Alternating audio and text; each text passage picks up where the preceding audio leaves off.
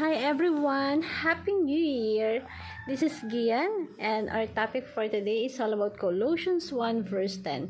So it says here, so that you may live a life worthy of the Lord and please Him in every way, bearing fruits in every good work, growing in the knowledge of God. Sa Tagalog, sa ngayon, makakapamuhay na kayo ng karapat-dapat at kalugod-lukod sa Panginoon, sasagana sa lahat ng uri ng pagbubuting gawa at talawak ang ating mga pagkakilala.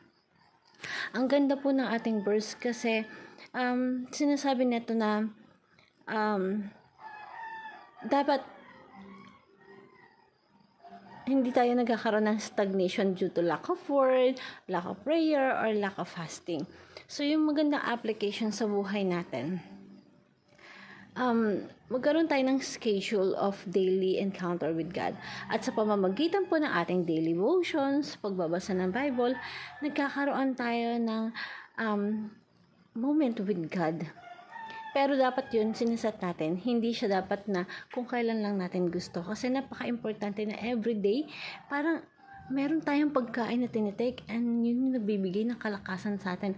At ang Bible, pagbabasa ng Bible, para itong pagkain na ito yung nagbibigay ng kalakasan sa'yo kapag everyday ginagawa mo siya. Everyday, you are encountered with God in your life. And you have to surrender each day to God in prayer. Napaka-importante po na lahat ng ginagawa natin, lahat ng iniisip natin, you surrender everything to God. Because when you do that, napakasarap po sa pakiramdam na tatanggalin yung worries and fear mo because andyan si God sa'yo. And start this day, coming your new year, with fasting.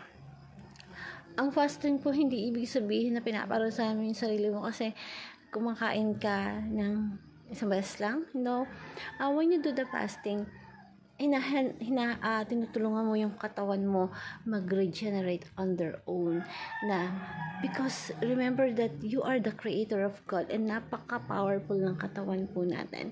Kaya yung fasting makakatulong to kasi ito, habang nag-regenerate yung katawan mo by itself, pinapakita nito kung gaano we are blessed because kung alam mo lang kung gaano kaganda yung system na ginawa ni God sa katawan natin na yung fasting, it's a way of worshiping God.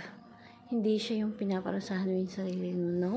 It's a way of worshiping God na ibig sabihin kaya mong i-sacrifice yung mga bagay-bagay para sa Kanya. And hope this verse will help you a lot. Thank you everyone and God bless.